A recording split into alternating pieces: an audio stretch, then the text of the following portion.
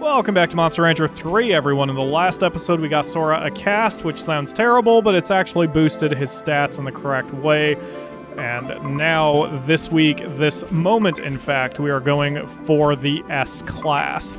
I don't know if this is actually going to help any situation. Right now, our biggest concern with Sora is to try to get him to November to finish off a storyline, assuming that even works. I'm personally not all that optimistic he's going to make it. My fingers are crossed, but it doesn't matter either way as long as we keep pumping numbers into Sora. It sounds terrible.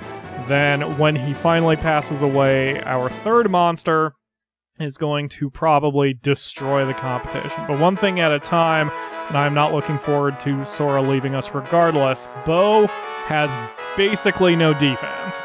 So this should be fairly easy, assuming we don't get hit by too many guts moves, which I think if I get in his face, he doesn't...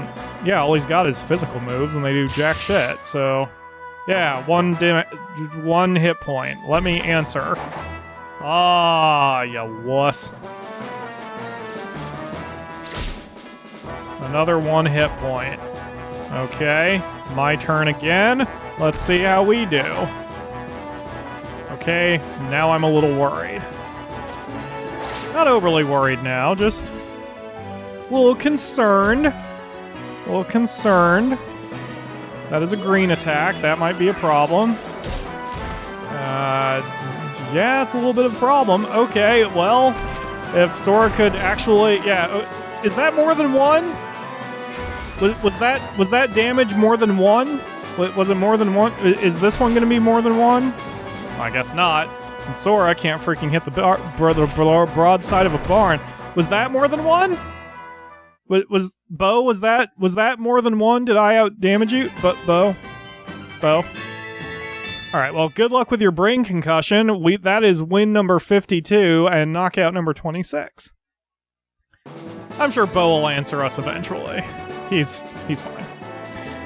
Okay, so that's one down. 4 to go. Hopefully Arkford isn't any more of a challenge. I haven't seen a Baku. I wonder if Bakus are not even in the game. I thought we saw one earlier, but now I don't remember, and those things are cool. I think they start with a D. They're like Durrell? Something like that? I don't know. Oof. I think bringing a sword to a fight is sort of illegal, but, you know, whatevs. I don't make the rules in Monster Rancher land. Whatever our region is called. Alright, let's go, buddy. Come on, Sora. Good God. Wow. Oh, his power is insane. Sora might be the strongest monster I've ever trained in any Monster Rancher game, period. Because, as you remember, or as you may remember if you saw the other series I've done, although I kind of played around with Monster Rancher 1, and I kind of played around with Monster Rancher 2, it was Monster Rancher 4 that really got my heart. I played them in order. I enjoyed 1 okay. I loved 2. But I never owned either of them. I only rented them. And Monster Rancher 3 I owned for a short time and hated it. Again, glad I'm giving it another chance. But it was Monster Rancher 4 that really made me love the series. And that's the one I'm most familiar with, but I'm also more intimate with its flaws as well. So Monster Rancher 3 clearly is the one that is easy. Kalo Shade, a longtime friend, fan, and channel manager of the channel, mentioned that if Monster Rancher 3, if all Monster Ranchers were as easy as Monster Rancher 3, he would have been done with the game ages ago. I completely believe that, because although by pure episode count, this one is taking us longer, for the story purposes, it is certainly taking us less time for the overall purpose of what we did. After all, the whole point of the entire series of Monster Rancher 4 that I did involved getting to the S class. So with this one, it's not only getting to the S class, it's winning 5 more times after that. And it's obviously going to take us a lot less time to do that, I assume, than freaking 127 episodes. That's most certainly true also because we are just blitzing through the weeks, since with Monster Rancher 4, we usually didn't get to go through more than a week or two because of all the things I had to do and coordinating 5 different monsters and keeping everything straight and having all my charts and graphs ready to go. Whereas with this one, man, I'll tell you, one monster at a time, I can do this all day, and the hours will just melt away. So that actually gives me some... I'm questioning again which series to do next. I intended to take them backwards, and I was going to do Monster Rancher 2 after Monster Rancher 3. However, that was before I knew Monster Rancher 5 even existed, or Monster Rancher Evo, if you want to properly name it, because I don't think there is literally any game called Monster Rancher 5. But Monster Rancher Evo is the 5th or possibly 6th game of the series, depending on when the DS one came out, or Game Boy Advance one, whichever one it was. So... if I do Evo next, I know Evo uses the 3-monster system that Monster Rancher 4 did. That's all I know about Monster Rancher Evo. I don't know if it's going to be any faster or slower. It doesn't really matter. If I get Monster Rancher Evo, I'm sure I'm going to have a lot of fun with it. I need to try to locate it. I do know that they can be expensive. Monster Rancher 4, last I knew, cost $200 depending on who's buying it. Monster Rancher 3 costs a lot less because nobody likes it, but I have not checked the prices of Monster Rancher Evo, so I need to double check. I did buy Monster Rancher 3 secondhand through eBay, but if I remember right, actually I'm sure of it, Monster Rancher 4 I bought it. I didn't buy like the first wave of Monster Rancher 4, but I bought Monster Rancher 4 either new or relatively used from GameStop when GameStop was still called Electronics Boutique. Many, many, many years ago. Decades, probably at this point. So the point is, Monster Rancher 4 has been in my possession for a long time, and I highly doubt I'm going to sell it. I've had a few people ask me if I would be willing to give it away or sell it to them. The only thing I would even fathom doing with Monster Rancher 4 is auctioning off like an autographed copy, and then donate the proceeds to charity. But the fact is, and believe me, I'm not egotistical or full of myself, I am nowhere near famous enough that an autographed copy of anything of mine is going to sell worth shit. Plus, Monster Rancher 4 is one of my favorite games of all time, so I'm not going to sell it. As much as some of you would like my copies of all my games, or any of the rare games I play, I will likely never sell any of the games that I currently own anymore. And it's not any sort of moralistic or morality thing. It's just, I don't like selling games anymore, because there have been many games that I have wound up selling that I regretted selling. And there are a lot of games that I look back on and want to play again years later. Recently, I've been playing Ace Combat again, and I wanted to play Ace Combat 6, which is the only good one that's come out for the Xbox 360. And I wound up looking up a Let's Play of it, and the final mission looked familiar, and I looked up my achievements list, and lo and behold, I've already played Ace Combat 6. I assume I've bought it at one point. I legit don't remember having it. But I've played it. I even beat the campaign. It's on my achievements list. I missed the game. I wish I hadn't sold it, if indeed I ever owned it. So, I don't know. I don't ever want to get rid of my games, because I may come to a point, and this probably won't happen, like, literally, but there may be a point where I don't touch Monster Rancher 4 for 5 years, and then I want to play it again, and rather than hope Sony brings it to the PlayStation Now bullshit network thing they have, I would rather keep the disc and play Monster Rancher 4 myself, especially since emulators are a thing. I own Monster Rancher 4, legit. I own a PlayStation 2, legit.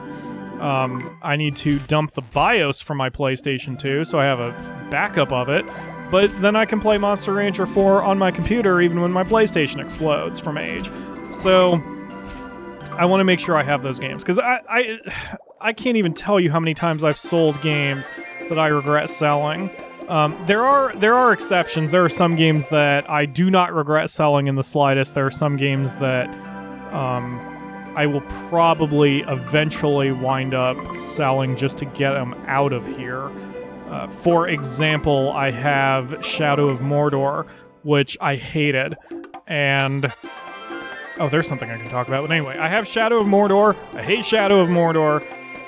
And I've thought a couple times about giving it another shot, but I played it for probably 2 to 3 hours, enough time that I was in the open world and doing Shadow of Mordor things, and it just bored the crap out of me, and I'm probably never going to play it again. So rather than waste it, or have it wasting its time, or wasting space here on my shelf, I may as well sell it.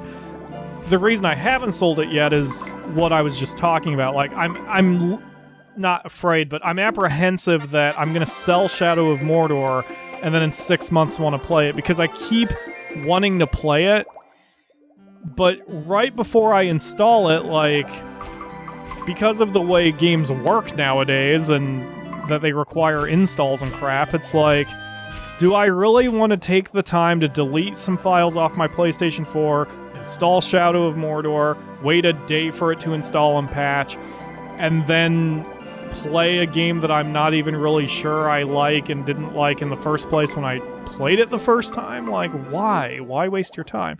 But that leads me to something I was going to say. My good friend Lena, friend and longtime fan of the channel, Crowbeak, as you may know, she said something very interesting in a tweet concerning Destiny, that Bungie game, MMO shooter, whatever. She played Destiny when it first came out, when it was universally loathed, almost universally loathed. And she didn't like it, and now it's been, 2-3 years since it's come out, and she was going to give it another go because she was hearing how much it improved, how many good things there were, and then she said she's thought about trying it out again, and then she decided, screw it. She didn't like it the first time. Why waste time the second time? It probably isn't that much better, and it certainly wouldn't convert her opinion of it. So why bother? There are too many games out there. This is the other thing she said. I don't think it was the same tweet, but it had an impact on me. She said there are too many games out there to waste your time playing ones that aren't fun. Now, I'm not sure I literally agree with that, because I do believe you should give, and she does too. I don't think I'm putting words in her mouth, but like, sometimes games take a while to get going. Sometimes you have to give them a shot. Sometimes you have to stick with them a little while. Anyone who's played Metal Gear Solid 5 knows that, since the first mission, the first couple hours of Metal Gear Solid 5 are just awful. And even older games, like I've started playing Final Fantasy 12 finally, and the first few hours of that one are a chore. It takes a while before you're in kind of an actual open world, not literally an open world, but you're in the meat of the game. So you do need to take some time to get a feel for a game. But the core message there, that there are so many games out there that, you know, why waste your time on ones that aren't fun, is legit. And as I'm getting older, I'm starting to really feel the time crunch, especially since I'm trying to get my book going. I mean, book 1 is out. Go buy One Step Toward Divinity by John Michael, available on Amazon and Audible, please. Anyway, while I'm trying to get the second book in the series done and trying to do other things in addition to this channel, I don't have a ton of time left, and I don't want to waste my limited time on the planet playing something I don't want to play. And maybe it's a little snap judgment-y of me to just crap on a game that a ton of people love, but I can't help my opinion. And of course, just because I don't like a game doesn't diminish your enjoyment of it. So I don't like Shadow of Mordor, period. Shadow of Mordor 2 looks interesting. I may or may not watch a Let's Play of Shadow of Mordor. There are certainly lots of games I've watched Let's Plays of that I'll never play, like Alien Isolation, that look cool, but it's not my type of thing. So I don't want to sit here. I would rather play Monster Rancher 3, or hell, frankly, I would rather try to find Monster Rancher Evo or Chrono Trigger and play those old games over Shadow of Mordor, because I just enjoy them better. And especially for doing the show. I don't mean to sound like an overly important douche, because I am not either of those things. At least I don't think I'm a douche. Certainly not overly important. But anyway, there are a lot of games I turn down because almost every day I'm getting the offer for some indie developed game in my inbox because of my YouTube stuff. And I don't have the time to play 1% of them, let alone all of them. So, with all the games I turn down, with all the games that are at my fingertips, and with all the games that I have on my Steam account, then there's no reason for me to waste time playing games that don't engage me somehow at the beginning.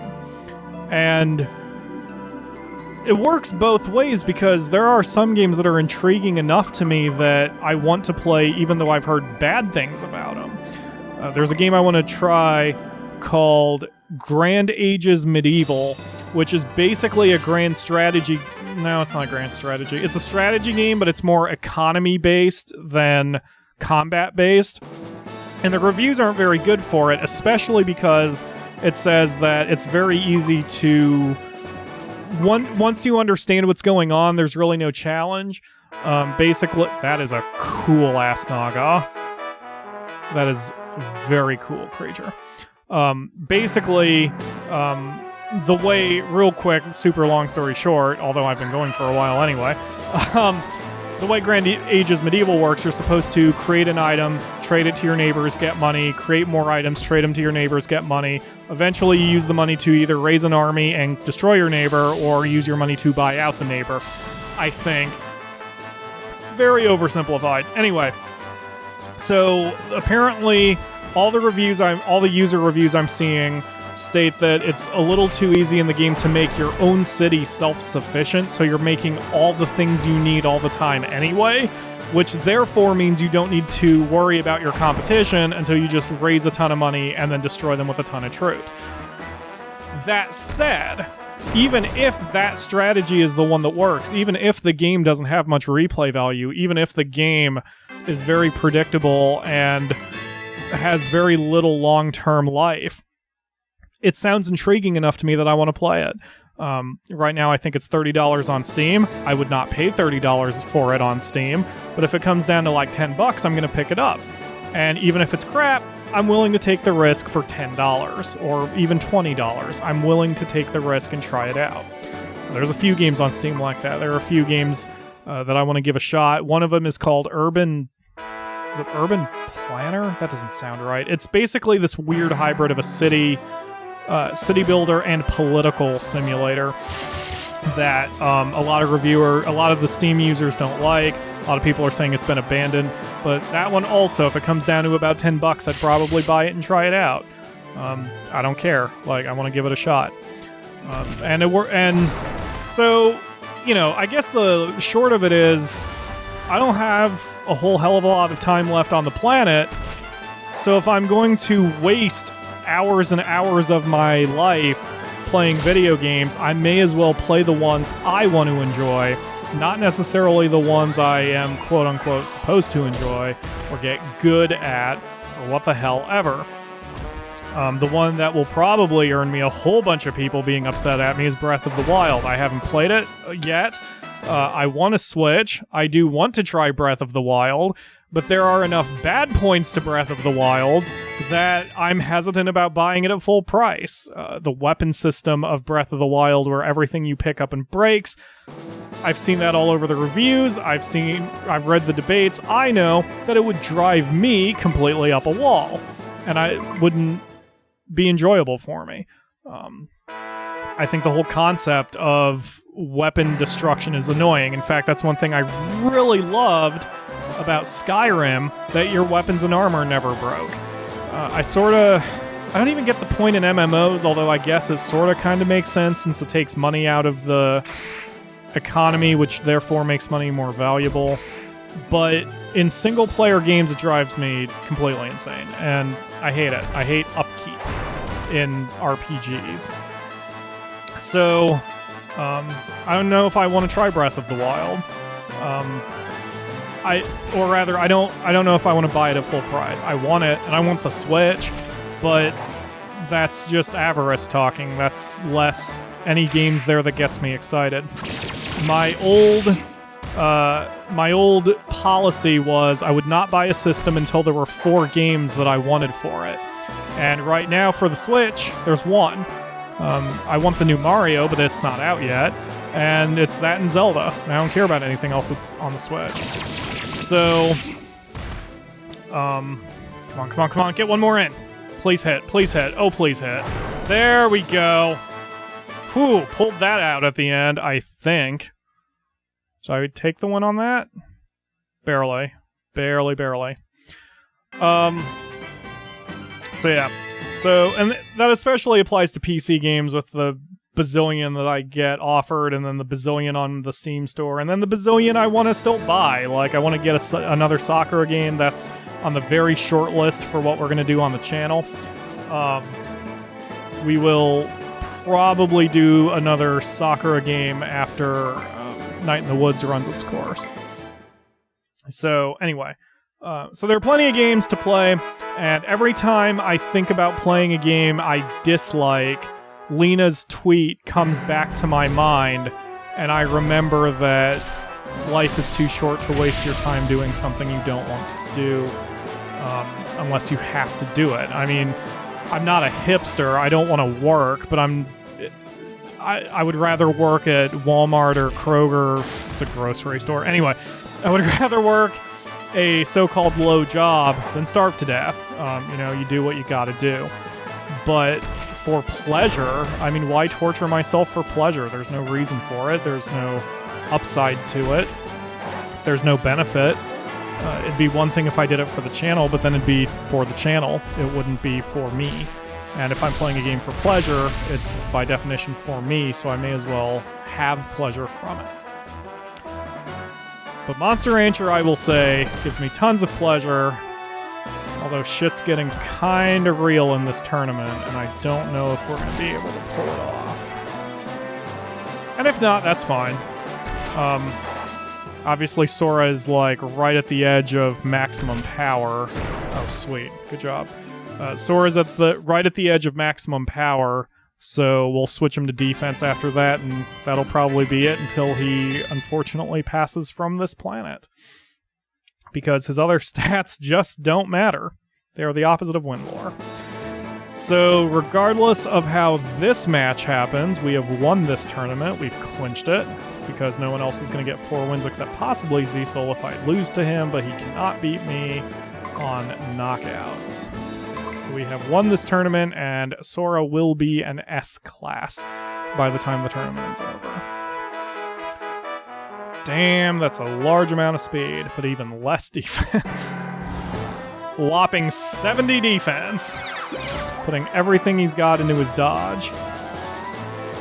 And dodging in this game, as you can see, is not something you want to overinvest in. I am learning that playing against these guys. It seems, and I've always preferred this way anyway, but it seems especially in Monster Rancher 3, dodge is just not all that useful to you. In Monster Rancher 4, I routinely was able to have, toward the end, facing enemies who would only have less than a 25% chance of hitting me. There were times when they had less than a 5% chance of hitting me, often, and it made more sense there. Here it doesn't seem so, especially since attacks seem to have a decent amount of accuracy to begin with. It seems I can just brute force my way to victory, and that is trophy number 11. Plus, he is now an S-class. I think I'm going to get $5,000 out of that too, where's the screen? Show me the screen, please. Show me the screen, please. Show me the screen, please. $5,000. Okay, so yes. Alright, cool. Oh. The only thing is, as I said, I'm kind of afraid Sora's not much longer. This is definitely going to take one more monster, because even if Sora can do one of the big 5, he's not going to be able to do all of the big 5. Great job! Is that beautiful? It looks like it doesn't care. Well, fuck you too, buddy. Alright. Let's see. Mackie fish. I have so much fish in my freezer. Could use some fish. I know I'm grossly over 20 minutes. I'm just waiting to see if I get a cutscene, which I am. I'm trying to remember the voice. Bungles, Flaria. I'm surprised you made it this far. I thought you were going to die in the first forest. But I'm proud of you. No sweat, huh, Bungles? Well, anyways, you are allowed to enter the Great 5 tournament. It's amazing you had the skills to get this far. Well, it seems that we are the perfect team. There aren't many who have received even one Great 5 championship title. Grandpa, how many did you earn? I didn't know Bragma was in it. 4. I was going for my 5th, but there was no one else to tend to the shrine.